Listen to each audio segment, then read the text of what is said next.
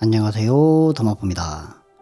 저에게 관상에 대해서 묻는 분들이 의외로 많았습니다. 저는 관상을 믿지는 않아요. 단지 인상을 믿을 뿐입니다.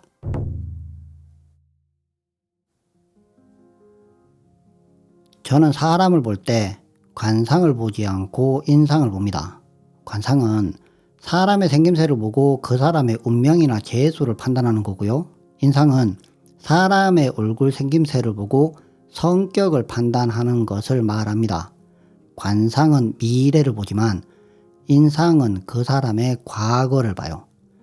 저는 사람의 얼굴을 보고 그 사람의 운명을 예측하지는 않지만 그 사람의 성격은 예측합니다. 미간 사이에 11자 주름이 있는 사람들이 있어요. 그 사람은 평소 때 자주 찡그리는 인상을 짓기 때문에 미간 사이에 11자로 주름이 지는 거예요.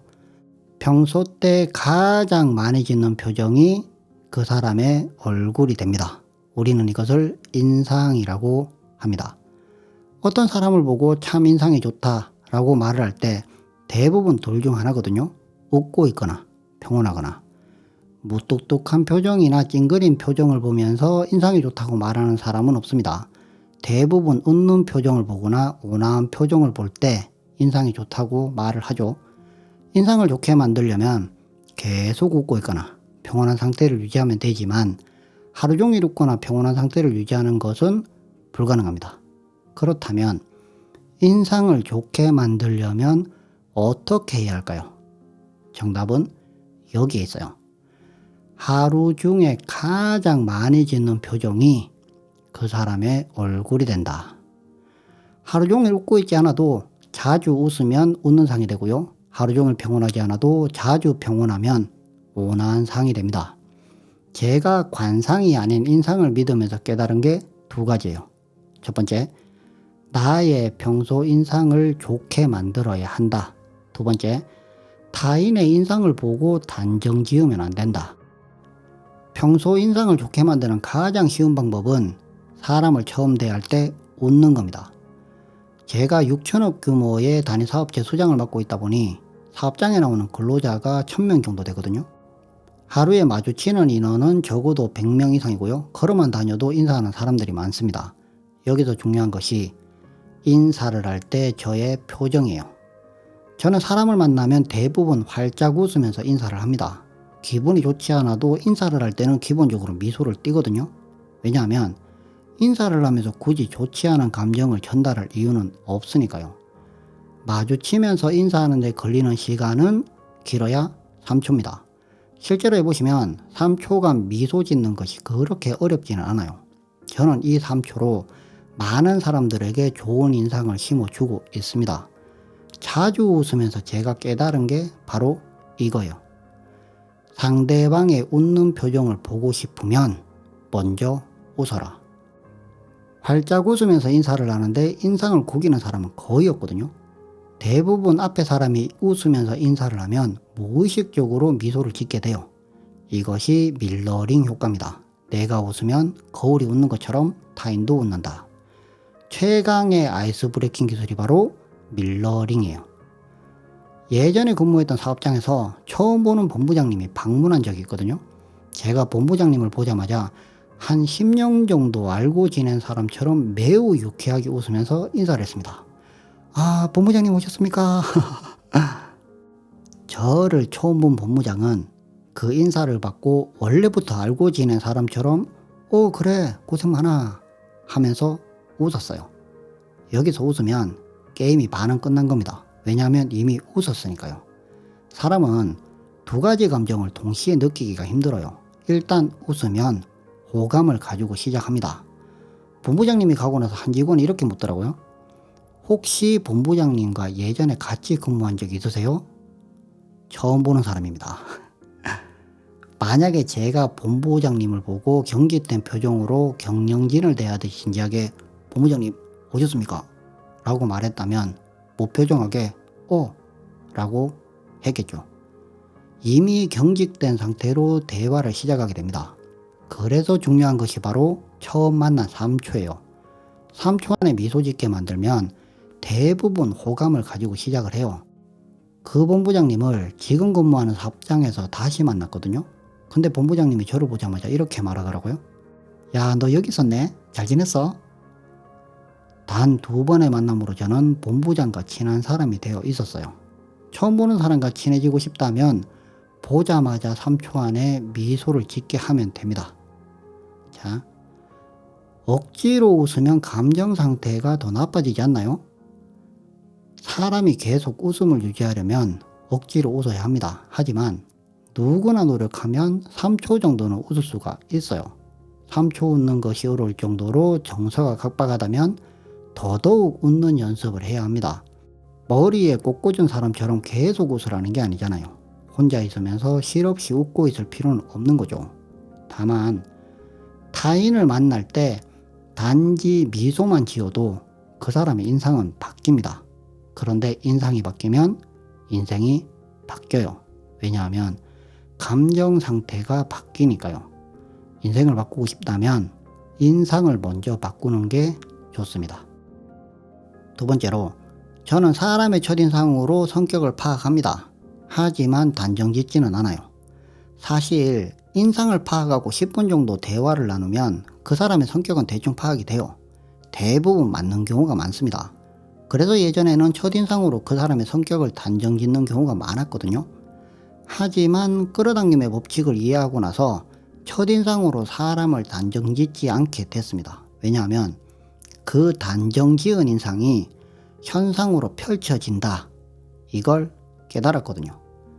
끌어당김의 법칙을 삶에 적용하면서 제가 얻은 가장 강력한 만트라는 바로 이겁니다. 모든 것은 대수롭지 않다. 그래서 좋은 상황도 대수롭지 않게, 나쁜 상황도 대수롭지 않게 보려고 수년간 많은 노력을 했습니다. 이렇게 계속 노력을 하다 보니 실제로 상황이 좋아서 좋게 보는 건지, 아니면 나쁜 상황도 내가 좋게 보는 건지, 이게 헷갈릴 때가 많았거든요. 그런데 이 2가지를 진짜 심도 있게 고찰하고 나서야 상황이 좋은 것이나 상황을 좋게 보는 것이나 결과적으로는 차이가 없다는 걸 깨달았어요. 왜냐하면 제가 느끼는 감정은 유사하니까요. 사람을 안 좋게 보고 나서 실제로 그 사람이 안 좋게 행동하는 경우가 많았습니다. 물론 실제로 그 사람이 안 좋은 행동을 하는 것인지 아니면 그 사람의 행동을 내가 안 좋게 보는 건지는 알 방법은 없는 거죠. 하지만 한 가지 확실한 것은 내가 안 좋게 보는 사람이 안 좋게 행동할 확률이 높다는 거예요. 왜 좋지 않게 보는 사람이 좋지 않게 행동할 확률이 높을까요? 사람이 의외로 포커페이스가 잘 되지 않습니다. 누군가를 나쁘게 보면 내가 짓는 표정, 말투에서 그대로 전달이 돼요. 이 사람이 자신을 좋아하는지 싫어하는지는 표정만 봐도 대충 알 수가 있거든요. 자신을 좋아하지도 않는 사람에게 과연 좋게 행동할까요? 결과적으로 타인을 나쁘게 보면 나쁘게 행동할 가능성이 높아질 수밖에 없습니다.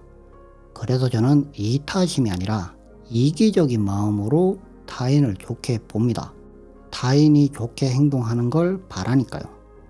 그런데 좋게 보는데도 계속 안 좋게 행동하는 사람들은 어떻게 해야 할까요? 이런 사람들은 손절하는 게 가장 좋습니다. 하지만 살다 보면 손절할 수 없는 사람들도 많거든요. 만약 손절할 수 없는 상대라면 더더욱 나쁘게 보지 말아야 합니다. 왜냐하면 손절할 수 없는데도 나쁘게 보면 나쁜 피드백을 지속적으로 계속 받을 수밖에 없으니까요. 악순환이 무한 반복되는 거죠. 거부할 수 없다면 즐겨라 라는 말이 이게 그냥 나온 말이 아니거든요. 손절할 수 없다면 좋게라도 봐야 합니다. 예전에는 와이프와 아들이 운동과 공부 문제로 자주 다퉜거든요. 그때는 와이프가 하는 행동이 진짜 이해가 잘 안 됐어요. 그래서 와이프를 계속 안 좋게 보기 시작을 했고, 안 좋게 보면 볼수록 저와도 다투는 일이 많았습니다. 왜냐하면 제 표정만 봐도 자신을 좋지 않게 본다는 것을 와이프도 알거든요. 그런데 문득 혹시 내가 안 좋게 보니까 더 안 좋아지는 거 아닐까? 이 생각에 이르고 나서야 와이프를 좋지 않게 보는 걸 멈추었어요. 그 후에 언쟁이 확연하게 줄어들었습니다. 실제로 언쟁이 줄어든 것인지 아니면 내가 언쟁이라고 인식하지 않는 것인지는 알 방법은 없었습니다. 하지만 내가 인식하는 언쟁은 확연하게 줄어들었고요. 지금은 당연히 와이프와 손절하지 않고 나름 평온한 삶을 유지하고 있어요. 사람을 안 좋게 보면 그 사람이 하는 모든 행동이 좋지 않게 보입니다. 첫인상을 나쁘게 보는 것은 첫 단추를 잘못 끼우는 것과 같아요. 인상을 보면 대부분 그 사람의 성격이 느껴지지만 굳이 단정 지을 이유는 없는 거죠. 첫인상이 너무 좋아서 인성을 좋게 봤는데 나에게만 인상이 좋은 사람들도 의외로 많았습니다. 주변의 목소리를 한번 들어보니까 인성이 별로 좋지 않더라고요. 그 사람의 인상은 사람에 따라 매우 선택적이었어요. 그때 제가 깨달은 게 바로 이겁니다. 인상이 좋은 사람이 인성이 좋은 것은 아니다. 마지막으로 제가 마음 공부를 주제로 하다 보니 사주팔자를 믿냐고 묻는 사람들이 의외로 많았거든요. 저는 사주팔자를 믿지는 않습니다. 정확하게 이야기하면 믿지 않는 것이 아니라 관심이 없다고 보는 게 맞아요. 저는 인간의 운명이 정해져 있다고 생각하지 않거든요. 그래서 고전역학이 아닌 양자역학에 더 끌리는 것일 수도 있습니다. 뉴턴의 고전역학은 미래가 정해져 있습니다. 절대 시간이라는 것이 존재하기 때문에 시간과 운동량을 알면 위치를 알 수가 있어요. 내가 어떤 공을 던지면 미래에 어디에 도착할지 정확하게 계산이 됩니다. 공을 던지는 순간 미래가 정해집니다.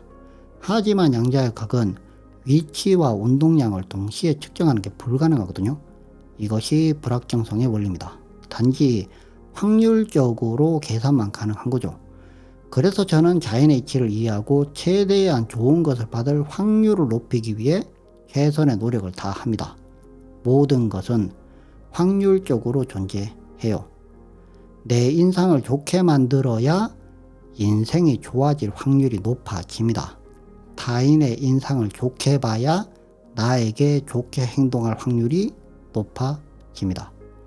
이것이 제가 깨달은 자연의 이치입니다. 오늘도 커피 향기 가득한 행복한 하루 보내세요. 지금까지 더 마프였습니다. 구독, 좋아요, 알람 설정까지 더 자석이 될 당신과 함께합니다.